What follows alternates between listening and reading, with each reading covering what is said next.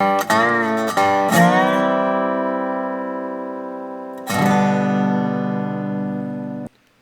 morning, everyone, and welcome to Coffee with Craig, where we talk about all things firearms, firearms policy, politics, culture, media, you name it. We're talking about it right here on Coffee with Craig. So please take a moment, like and share the program so that your friends can join in the conversation. Also, if you haven't already done so, please make sure to subscribe to our YouTube channel and follow us on Facebook so that you can get the alerts as soon as we go live. Oh, by the way, in order to make sure that you do that, make sure you hit the notification button in both cases. Also, please take a moment, visit fpcgear.com. That's fpcgear.com. It's a very cool place to find all sorts of Pro 2A swag and know that every dollar that you spend will go right back into the fight for our right to keep and bear arms. So you can support the Second Amendment and you can look good doing it. That's fpcgear.com. Now, we all know that those who are seeking to take away our fundamental right to keep and bear arms, well, we all know they make stuff up. We know they make up data and statistics. In fact, they want the government now to pay for them to create false data in order to be able to take away our right to keep and bear arms.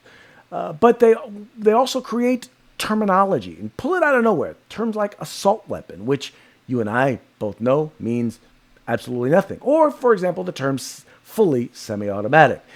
They make it up, and then in order to make it seem like they know what they're talking about.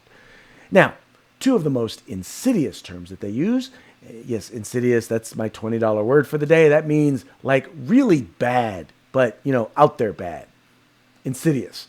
Anyway, terms that they use are gun violence and gun crime. Well, you and I both know that those are made up terms that don't really exist because we know that guns, first and foremost, are inanimate objects. They are not capable of committing violence or committing crime. There's my firearm right there. It's there every morning. As a matter of fact, I turn my back to my firearm. And guess what? It has never committed an act of violence or committed a crime against me, as I'm sure many of you can say multiple times about your own firearms. But they make up these terms, and then they seek to try and provide information out there to make you believe that these are real things. And because of these fake things that they call real things, then they believe that gives them a right to be able to take away our fundamental rights. Well, I wanted to dispel a little bit of that. And really was kind of my motivation or my muse was an article that was written at MLM by a guy named Don McDougall. He wrote a piece at MLM which really brought together a lot of information and data that I've already shared with you guys. Some of it in his article has been updated. But what I liked about it was it really kind of put it in a very concise manner that really makes it easy for all of us to understand. So I wanted to make sure that I gave him a hat tip on his piece. But let's start dealing with some of the myths and then the myths that are a part of the gun violence or gun crime conversation. And then let's talk about what the real numbers show. So the first thing that people want you to believe is that if you want to own guns or if you want to own firearms, well, you are the anomaly. You're a weirdo. There's something wrong with you if you feel a need to own or carry a firearm. Well, here's the information that they don't tell you. First and foremost, what's important to understand is 120 million gun owners in the United States. 120 million. That basically means that we are the majority of voting adults. They don't want you to believe that. They don't want you to know that we are the majority of voting adults. They want you to believe that you're some sort of redneck who lives in America. Now, mind you, I don't want to confuse that with 120 million gun owners, with 120 million people who believe in the right to keep and bear arms. A lot of these are folks who bought a firearm or inherited a firearm and it's sitting in a drawer somewhere. These are people who own a firearm in order to say, well, I own a gun, but, those are what we call Second Amendment buts, right? That also doesn't mean they necessarily know a whole lot about firearms. But that's who they are. So I just want you to know that owning a firearm, even if you're anti-gun, but owning a firearm doesn't make you a weirdo. It doesn't make you an anomaly. It makes you a part of the majority. Now, let's talk about who commits gun crime. Well, clearly they want you to believe that the people that commit gun crime are all of us who own guns. Wanting to own a gun, well, it must mean that you want to commit a gun crime, right? I mean, clearly there are a bunch of old white males out there, or police, law enforcement, who are out there committing gun crime. Well, no, it's actually a very small minority of people who actually are committing gun crime, all right? First, to understand that 3% of the U.S. population does more than 1/2 of the killing. We'll break that down in a minute. 83% of all shootings are gang or drug related. Now, why is that important? So first of all, understand when we talk about the 3%, the 3% they're talking about are black males, black and brown males under the age of 30. So we're talking about young black and brown males. And who are they? There are people who are largely involved. I'm not saying that the majority of black and brown males are involved in gangs or drugs, but those who are committing gun violence, 83% of them, those who are committing gang violence, are doing it because of gangs and drugs, right? So if we want to start talking about underlying causes of gang violence, of gun violence, if they want to call it gun violence, or crimes or violence that is committed using firearms, 83% of it is gangs and drugs. And if we want to know where to target, if we can start targeting young black and brown males, try and find a way to deter them from drugs, to deter them from involvement in gangs, well, then we can address 83% of all of the gun violence that's taking place in these United States. Doesn't sound like rocket science, does it? It only becomes a problem when you want to deny who's actually committing the gun crimes. See, people want you to believe that, well, most gun crime is law enforcement shooting young black and brown males. That's what they want you to believe. That's not the case. Because of that 53% of black and brown males, young males, of that 53%, most of them are committing crimes against black and brown males. I'm just saying, I didn't write these statistics. I didn't create them. I'm just telling you what is. Stuff that the gun grabbing left in the media and in politics won't tell you. They also won't tell you what firearms are being used in crime. Because clearly, if we're talking about firearms being used in crimes, we must be talking about the evil AR-15, right? The semi-automatic assault rifle. Or the fully semi-automatic assault rifle, right? Nope. Those are not the firearms that are being used. In fact, if you look at the numbers, only about 7% of all shootings are from a rifle or a shotgun. Now that means all long guns represent about 7% of all shootings. Less than 40% of that 7% involve modern sporting rifles, or as they like to call them, the assault weapons or assault rifles. We all know fully automatic rifles, which you already cannot own. But the point that I'm trying to make here is this, is that the guns that they're going out of their way to try and ban are not being used in crimes. They're not. They are not being used in crimes.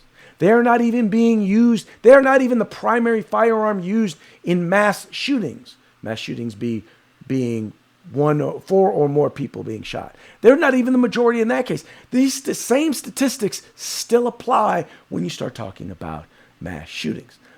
But they don't want to tell you that. And they're definitely not the ones that are being used in suicides. So it's important. So now we know that they're lying about who owns guns or who wants to own guns. We also know that they're lying about who commits gun crime, right?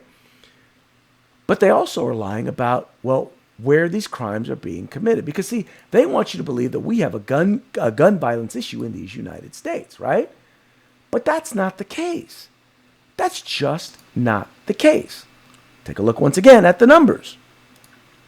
50% of the counties in the U.S. will not have a murder within their boundary. That's not just gun crime. That's all crime. 50%. In other words, almost a majority of all counties will not have a murder within their boundaries. 2% of counties had 53% of all murders in the U.S. 2%. And guess where that 2% are located? Well, let's find out. Now, look at that swath over there. Just look to the left coast. And what do you see there? Could that be California? Could that be California that is deep red there in southern California? That has a huge number of deaths. A huge number of firearm deaths. Oh, and what's that right above it? Could that possibly be the San Francisco Bay Area, also located in California? Once again, a whole lot of gun control in the state of California. Got an A rating with the Brady campaign, but yet and still, that's where the gun deaths seem to be happening. So, mind you, let's go all back now.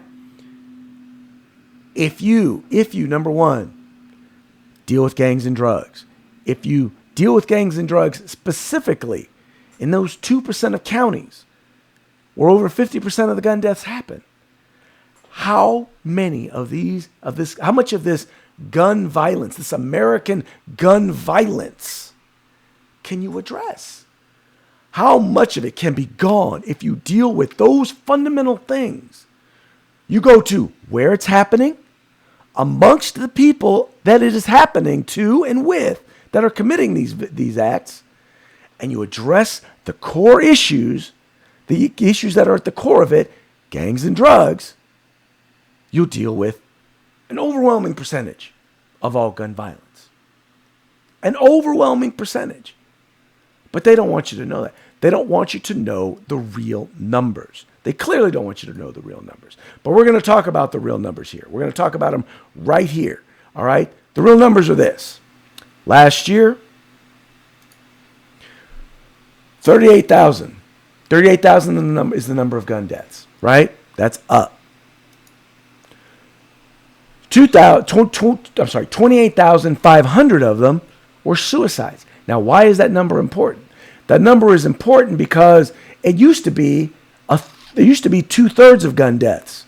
2/3 of them were related to 2/3 of gun deaths were suicides.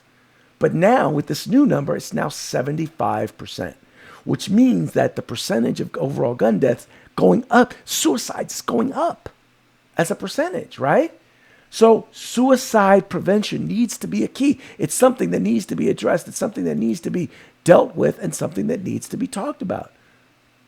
But they don't want to talk about that. They clearly don't want to talk about that. So let's get back into the numbers. Gangs and drugs. We talked about that earlier. 7,885. Right? That's out of the ones that are left. Right? Out of the 9,000 or out of the 9,500 that are left, almost 8,000 of them are suicide, are gang or drug related. We talked about that's something we need to deal with. That means we're talking about 1,600. About 1,600. Right? Think about that. Listen to me again, folks. 1,600. 1,600 out of a nation of 330 million people. 1,600 are actually either accidents or actual gun violence, not related to gangs or drugs. If we dealt with gangs and drugs, America would be one of the safest places in this entire world. In fact, it already is, outside of 2% of the counties in these United States. But this is the information that they don't want to tell you. These are the facts and these are the statistics that gun grabbers, that the anti-gun community doesn't want you to hear, that the Brady campaign doesn't want you to hear, that Kamala Harris doesn't want you to hear, that the Democratic Party doesn't want you to hear. Because in their eyes, well, it's a gun problem. And the only way in which to deal with the gun problem is by getting rid of guns. But we all know it's not a gun problem. It's not a gun violence problem. It's not a gun crime problem. It's a violence problem. And it's a crime problem. It's a people problem. And let's go to the places where it's happening. Let's talk about the people that it's happening to. And let's talk about the root causes that are causing it to happen. But the thing is, someone else's sacred cow would be getting gored then at that point. We can't have that. They can't have that. They figure, let's take guns away from, well, everybody. Let's not solve the problem because, well, then if they actually solve the problem, well, then they wouldn't really have anyone else to blame for why things aren't going well in their communities. Anyway, folks, that's going to be it. Please make sure, share this information with folks. Let folks know. Tell folks about the Firearms Policy Coalition. Tell them about Coffee with Craig. Remind them that we are the home in the fight for civil rights because, as I always say, we've got to use them or we will lose them. You guys take care.